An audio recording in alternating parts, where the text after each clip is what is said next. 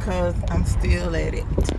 Out truck shopping and running errands. I tend to feel less pressure when I'm out on my own. What are you doing? Jesus Christ. I'm trying to do some shit. You pull up in here. I'm sorry. I'm trying to drive and this car just pull in.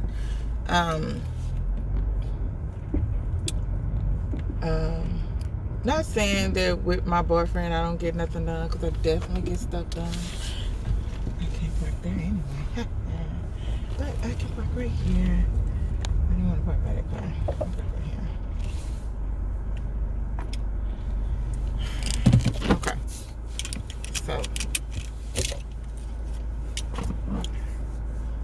So, like I try to tell,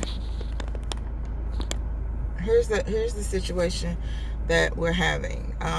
Now for some reason, and I said that I was not gonna post any videos until I got everything together with my trucking business. Like, just need my truck right now. That's the only thing I need.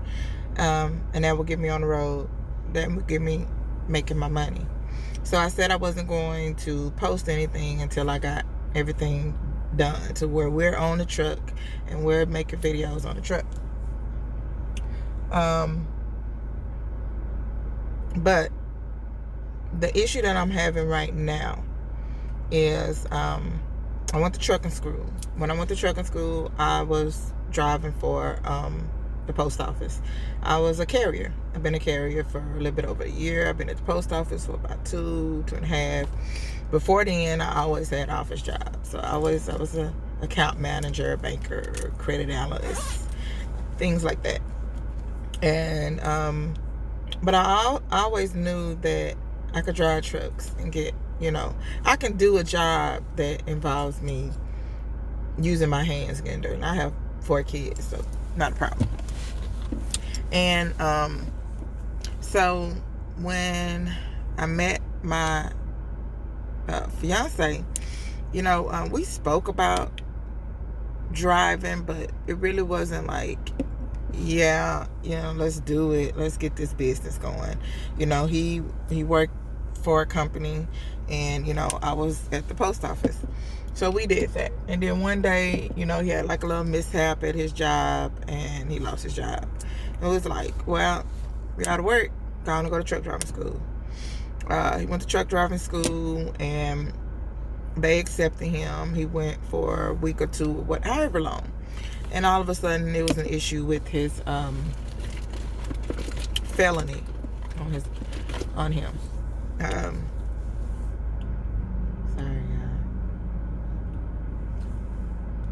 So then all of a sudden there's an issue with his felony. So when the issue with his felony came out, it was like they didn't want to sponsor him anymore. I guess it wasn't a long enough time in between. But like I tell him, like, let's just be honest, like more than half of the truck drivers out here are ex-felons. Not to be funny. So I don't know what was the deal with that particular trucking company. So when he didn't go back, he decided to just go back to work, and not pursue it anymore. I was just like, I was working, and I was just like, I really want to get this trucking thing going. I want at one particular time considered being a broker, which I know that's like 24/7. The thing with that is, I don't mind being available like that and taking calls and doing all that, because I've always worked office, so I have no problem doing that. The thing that I'm more passionate about, I've always been like a road trip person. I've always been like a get in the truck, car, rent something, go on a long road trip. Like, I'm one of those people. I drive. Like, I can drive. Like, I can drive anything. So I was like, you know what? I just came to him one day and I said, you know what? I'm going to go and see if I can get in trucking school. And I really don't think anyone just really believed me. But I'm already driving. I'm already driving, big trucks with the post office, deliveries, mail trucks, and everything. Whatever they have me drive, I'm driving those. So I said, I'm going to go. And I went and, I got in. And when I got in, I was like a natural. And people was like, you done drove these before. And I never drove a semi before. And I was nervous, but I had a really good teacher at the school that I went to. Like, he was like the best. And so his confidence in you, when someone is confident in you and you barely know them, or they just like, it's effortless, like, oh, you got this, don't worry about it. So when I got in the truck, I had that. I didn't worry about it. The only thing I had problems with when I was in school was my pre-trip. Of course, I'm a girly girl. I've always been a girly girl. I was raised with both of my parents, but my dad used to always say, do this for yourself. Don't depend on no man. Don't depend on no, N word. You do for yourself. You learn this, you learn that. So I was one of those girls, and I had an older brother. I was one of those girls that would sit outside with my dad while he fix on cars, while he up under cars. I'm sitting on the pavement and the driveway and the street. I was always, if he was going to fix on the car, I was going to be right there. So I was always doing, watching him fix on cars. So it wasn't like I didn't know what I was doing or what I was looking at or anything like that. It was just that I knew what this was. I knew where this was. And I knew that this went in there, and I knew that this had to be. So I know those things. So with my first husband, believe it or not, he was in the service, Navy, and he traveled, and he went to airplane mechanic school. And even with him doing that, he still didn't know about cars enough for me that I feel like a man should know. He still didn't know about cars. So when I was married, if something went wrong with the car, it was me. Not saying that I fixed it, but more than likely, if it did like a doop, I'd be like, oh, no. I need to take this to get this fixed. Like, this sound like this might be this. Oh, this sound like this might be that. Oh, I'll call my dad. Dad, I think it's this. Dad, I think it's this. I'll call my dad. I never called him, because when I did, he'd be like, like dumbfounded, like, I don't know what it is. So it was like, it wasn't no use in calling him. So, to say that, when I was married, most of the mechanical stuff on the car was kind of like left up to me. It was kind of like, okay, this is going on with the car. Go up under the car. Okay, check the oil, this and that. Oh, do that belt look loose? I knew that, but I didn't know like what it was called. Like, that was oil in there. Oh, this kind of oil going there. I could Google stuff. Oh, this, that. Oh, this up under here. This might be this. This look like this. But I would do that, but I didn't know. So when it came to pre-trip, when I was in truck driving school, it was like, what is that again? So it kind of took me a minute to get my pre-trip. So the first time I took my test, it was like, I walked in that day, I looked at my truck, I looked at my instructor, and I said, I can't do it. It was like everything in my head just went blank. It was like, I promise you, I cannot do this today. And he was like, you've been in school, you got this, you know what you're doing. And I promise God, I tried my best, but I knew I was going to fail. I failed. So I made sure the next time I went back that I knew my pre-trip. And the next time I went back, I knew my pre-trip. From the front of the truck to the back of the truck. I knew everything. And so I passed. Of course, after that, it was a driving test, which was no problem, which was a breeze to me. I passed my test. So here we are now. Pandemic. Because I got my CDL before the pandemic. probably at the beginning of it, early beginning of it. I just passed my test, working at the post office. I got sick, so I took a little break off of work. Not only did I take a little break off of work, of course, schools closed down. I have children. So, and not on top of that, I have children with their immune system is compromised, sickly little kids, things like that. Which is one of the reasons why I decided to go into trucking, and I want that to be like a big understanding. Not only do I want to work for myself and make money, but my main purpose is I needed to go into business for myself so I don't have to work for anybody anymore. I need to be available to say, hey, my child is in the hospital and doctors anticipating being in the hospital for a week, or I need to miss a couple of days, and I don't need nobody to be, when you coming back? Why? I've had a job where I'm like, are you serious right now? I mean, maybe you don't care about your family, but excuse my language, F y'all, if y'all talking shit like this and I'm telling you that my child is in the hospital. So,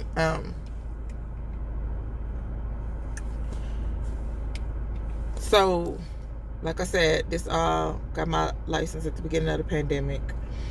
And, I just wasn't in a rush to find a job and get out there because of everything that was going on. I had my babies at home, and I'm at home. I'm okay, money wise, and my fiance is working.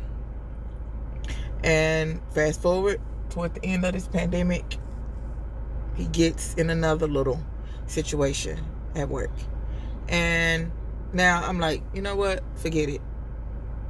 Let's get you in truck driving school. So he goes to truck driving school, finishes truck driving school, get his license. So now here we are, 2 CDLs. Also, during the pandemic, I also applied for my EIN, applied for my DOT, applied for my MC, applied for my LLC. So not only did I, at the beginning of this, get my CDL, but I also got my full authority by, it started in March. I had my full authority by April, May, something like that. I just went full head into it. Like, I just knew that this is what I wanted to do. I wanted to start my own trucking company. Not only that, but I also started my own broker company as well. But I don't have my authority on my brokers yet. Everybody was like, one thing at a time. You need to focus on one thing. So I kind of slowed back on that. So, like I said, here we are right now looking for a truck. We're out looking for a truck every day. Finance companies looking for a truck. My thing is, what I have a question for, and if I do post this right now, is with me looking for a truck. I know people who start a trucking business and go and buy a truck for someone else to drive. Don't have a CDL, never drove a truck before, no experience, but they want to own a truck, get their authority. So when I'm applying for trucks and I'm having finance companies or trucking companies that sell trucks asking me how long I've been driving and this, and I'm thinking to myself, if I was buying this truck for someone else to drive, what does it matter how long I've been having my CDL or how long I've been driving a truck? If I'm buying a truck, I'm paying you. Just like if I go and buy a car for my daughter, you don't know who she is. I don't have to put the car in her name. I can get the car in my name and go and get insurance and put her on the insurance or add her to my insurance. So my question is this something that is normal? Because I have friends. I have a girlfriend who has several trucks, and she doesn't drive a lick of those trucks. So you're going to tell me that we don't qualify because we haven't had our driver's license long. Yeah, I had a finance company say, oh no, I can't approve you because you haven't had your driver's license over a year. What does me not having my driver's license over a year have to do with me buying a truck from you? You don't know if I'm going to be driving this. And even if so, I'm paying you for a truck. So does that matter? I don't see how that matters. So explain that one to me, because that's where I'm at right now with these trucks. Is they're telling me that finance companies. Well, I'm not gonna say finance companies, but I do see that question on a lot of applications. How long have you been driving? How long have you had your CDL? But if I was buying a truck for someone else to drive, what does that matter? If I was starting me a business, I'm gonna hire somebody straight out of school. What does that matter? As long as I make my payments on my truck. Just like if I go and buy a car and I just got my driver's license. So I just want to know, is there like any finance companies or anyone out there that this is not a problem with, or that companies don't ask that question, or ways to get around that? Because if you ask me how long I've been driving, which a lot of applications ask, I've been driving for over 2 years. But if you ask me how long I've been driving, then I could say over 20 years. But if you ask me how long I've been driving a commercial vehicle, 2 years. How long have I had a CDL? Yeah, a little less than a year, because I got my CDL at the beginning of February. So why is that a question, or why is that a determining factor in buying a truck if I was going to buy a truck and let someone else drive it? So I was going to buy a truck, and but I fill out the application because it's for me, but the person that I'm buying a truck to drive, they've been driving 20 years. So why is my determining factor have to do with how long I've had a CDL? So, like I said, since we started this, we have made a couple of videos. And the reason for our videos is to kind of like,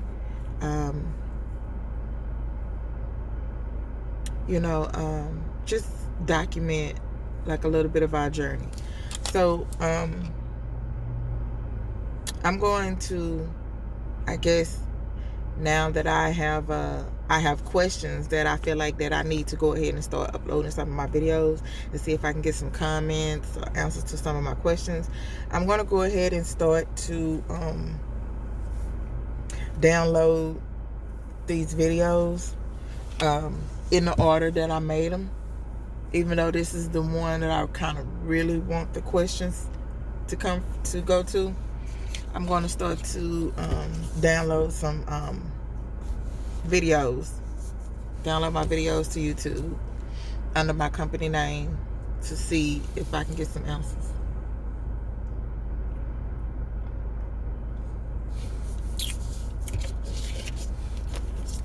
I'm going to go in the store because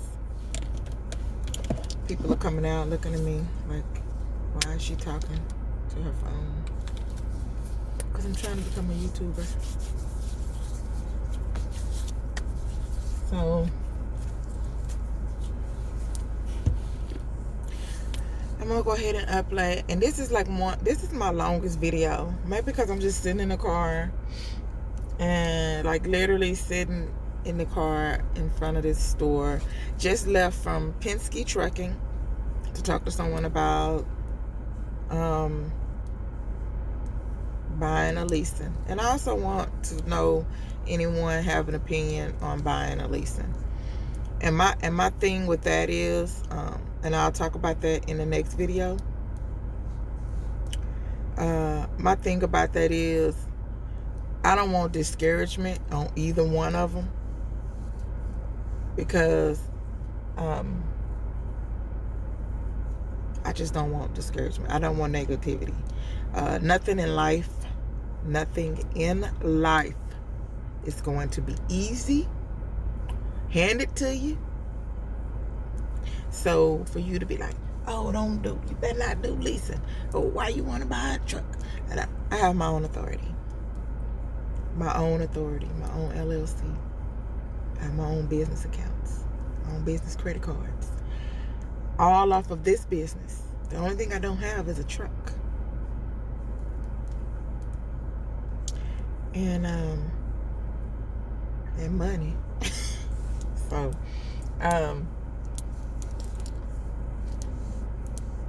not the money that I want right now, but anyway, I need to go in this store because my daughter is a senior and they have their first game today,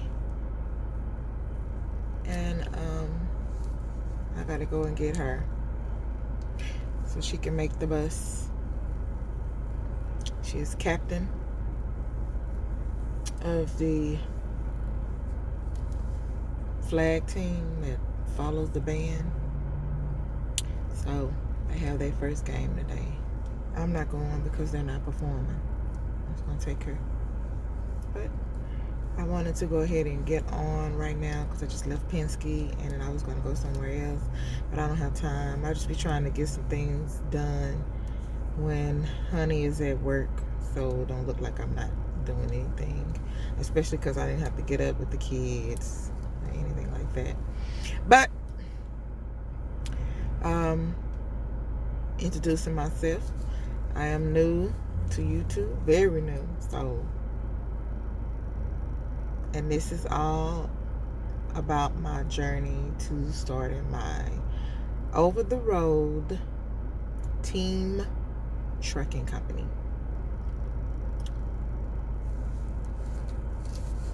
Have a good day.